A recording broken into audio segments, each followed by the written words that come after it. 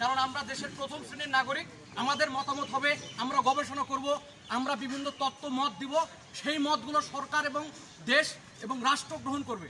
এটাই তো স্বাভাবিক নাকি?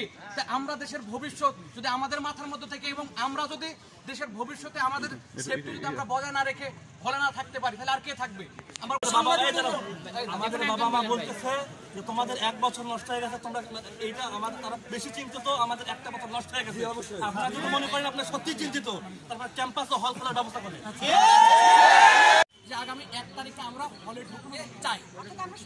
আমরা 2 দিন সময় দিয়েছি, 2 দিনের মধ্যে 25 তারিখে আমরা আমাদের কর্মসূচি, নতুন কর্মসূচি কি হবে 25 তারিখে আমরা জানাই দেব। আমরা জানাই দেব ভাই। আমরা 24 তারিখে আমাদের রাজশাহী বিশ্ববিদ্যালয়ে আমাদের শিক্ষকদের মিটিং আছে এবং এরপরে আমরা 25 তারিখে সবাই মিলে একসাথে হয়ে প্রেস ব্রিফিংয়ের মাধ্যমে যদি যৌক্তিক সিদ্ধান্ত আসে তাহলে আলহামদুলিল্লাহ আমরা হল ক্যাম্পাস স্বাভাবিক জীবনে ফিরে যেতে চাচ্ছি, ঠিক আছে। আর যদি না আসে তবে আমরা 25 তারিখে সবাই মিলে সিদ্ধান্ত নিব এবং আমরা আবার আন্দোলনে যাব এবং আমরা এমনভাবে আন্দোলনটা বেগবান করব আমরা সবাই মিলে। বন্ধুর জন্য আমরা বাইরে আছি, হল ক্যাম্পাস থেকে বাইরে আছি, হল থেকে বাইরে আছি।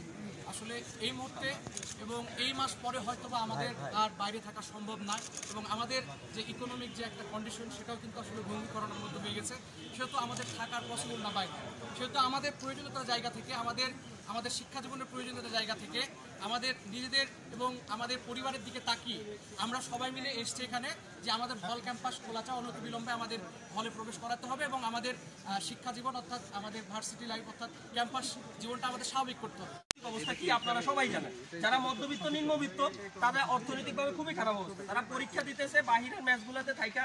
এই যে বিভিন্ন বিষয় আমরা অনেক আগে থেকে হল খোলার দাবি জানাই আসতেছি, আরো 1 মাস আগে থেকে। তারপর আমাদের হল খুলে না, ক্যাম্পাস খুলে না। এখন অনেক পরীক্ষা আটকে আছে যেগুলো ক্যাম্পাস খোলার জন্য আটকে আছে। আমরা ক্লাসরুমে ফিরতে চাই। আমাদের একটা দাবি ছিল যে আমরা হল ক্যাম্পাস খুলে দিই, আমরা ক্লাস